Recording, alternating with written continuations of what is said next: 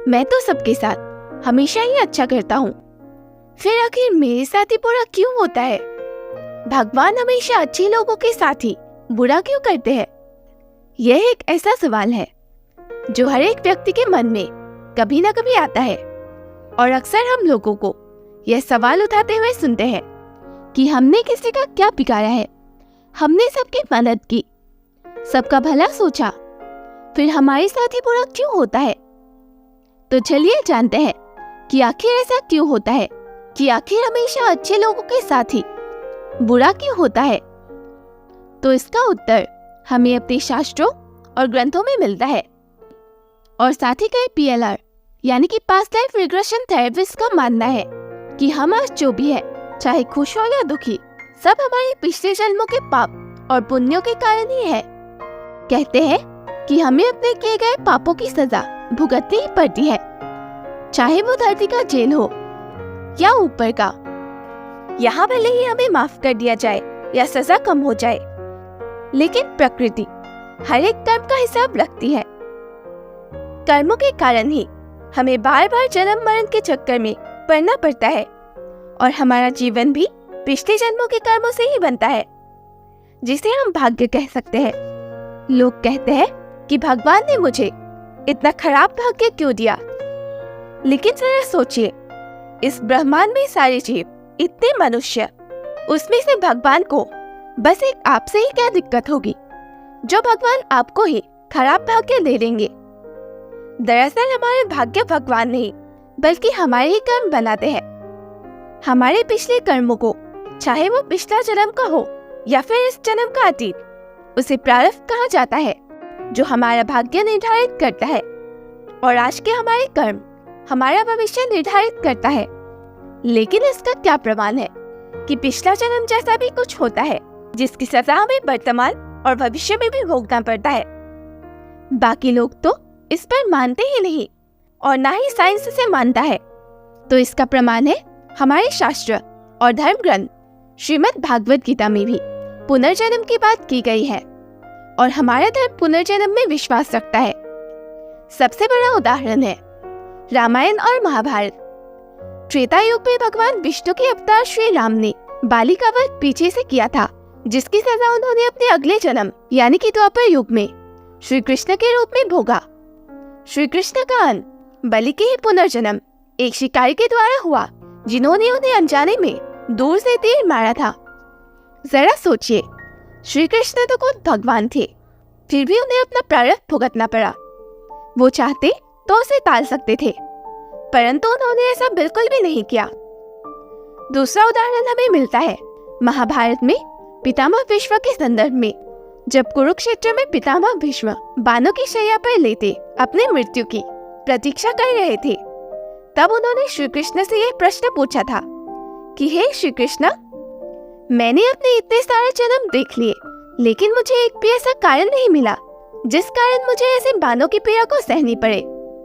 तब श्री कृष्ण ने उन्हें उत्तर दिया कि आप बस एक और जन्म पीछे जाइए। और श्री कृष्ण ने बताया कि पितामह भीष्म कुछ 100 जन्म पहले एक राजा हुआ करते थे, जो एक बार कहीं जंगलों से यात्रा कर रहे थे। तभी एक सर्प उनके रास्ते आ गया। तब पितामह भीष्म ने उसे अपने रास्ते से हटाकर दूर फेंक दिया, और वह सर्प कांटों की झाड़ियों में जा गिरा, जिसके भेदन से तड़प तड़प कर उसकी मृत्यु हो गई। यह कर्म पितामह भीष्म ने 100 जन्म पहले किया था, और वो भी अनजाने में। फिर भी उनके उस कर्म ने उनका पीछा 100 जन्म बाद भी नहीं छोड़ा। तो जरा सोचिए कि पितामह भीष्म जैसे ज्ञानी पुरुष भी अपने प्रारब्ध को नहीं बदल पाए।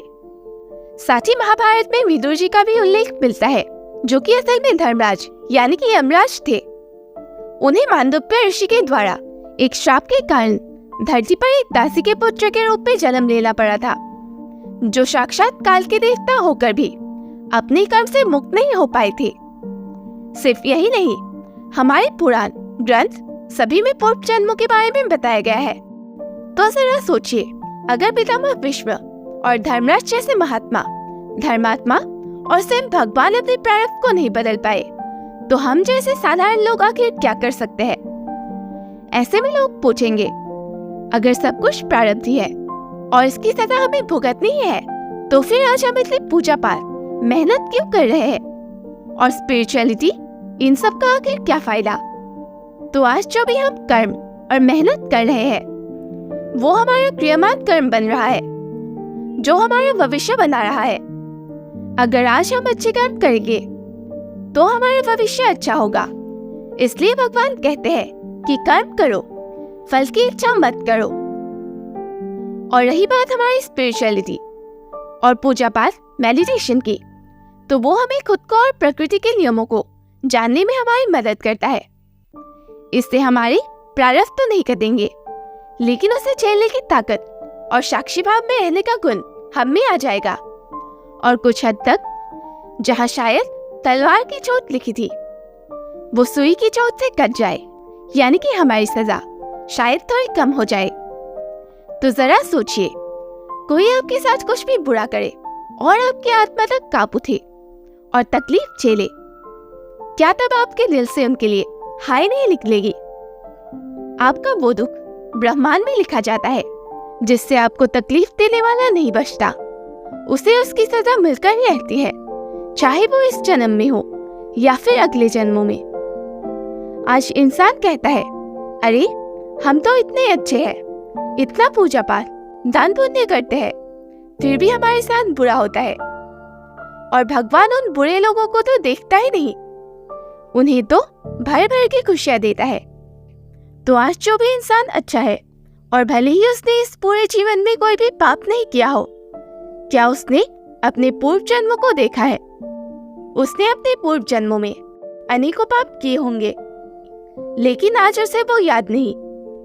लेकिन क्या उन पापों को और उन तकलीफों को जो उसने दूसरी आत्माओं को दी होगी, क्या उन्हें प्रकृति या भगवान भूल जाएगी? उसकी सजा उसे मिलकर ही रहेगी।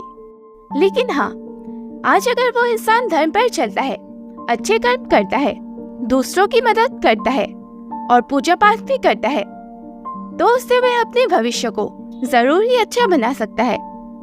और वो जैसे ही कर्मों की सिद्धांत को समझ जाएगा, फिर वो भगवान से शिकायत नहीं बल्कि माफी मांगेगा। और रही बात उन बुरे लोगों की जो हमेशा बुरा ही करते हैं और उनके साथ हमेशा अच्छा होता है, तो उसका कारण भी उनके प्रारब्ध के अच्छे कर्मों से है।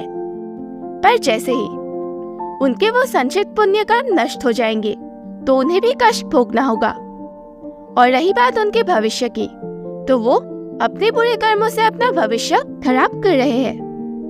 तो एक आम आदमी जो सत्य को नहीं जानता और एक धार्मिक इंसान में यह फर्क है कि एक आम आदमी अपनी किस्मत और भगवान को हमेशा ही कोसता रहेगा और कहेगा कि मेरी तो किस्मत ही खराब है, भगवान को तो मेरा दुख दिखाई ही नहीं देता। जबकि एक धार्मिक इंसान उसे यह कहकर साक्षी भाव में रहेगा कि मेरा ही प्रारब्ध है और मुझे इसे भुगतना ही है। अब जैसे भगवान की इच्छा और अपने आप को भगवान को समर्पित करेगा, यानी सब कुछ भगवान पर छोड़ देगा। तो ऐसे में आखिर हम क्या करें? क्या हम ऐसे ही दुख झेलते रहे? तो हमें चिंता छोड़कर अपने वर्तमान के कर्मों पर ध्यान देना चाहिए और भगवान से हमेशा ही अपने जाने अनजाने किए गए पापों के लिए क्षमा मांगना चाहिए और अपने अपने स्वभाव के अनुसार शरणागत, कर्मयोग या ज्ञान योग किसी भी मार्ग को अपनाना चाहिए।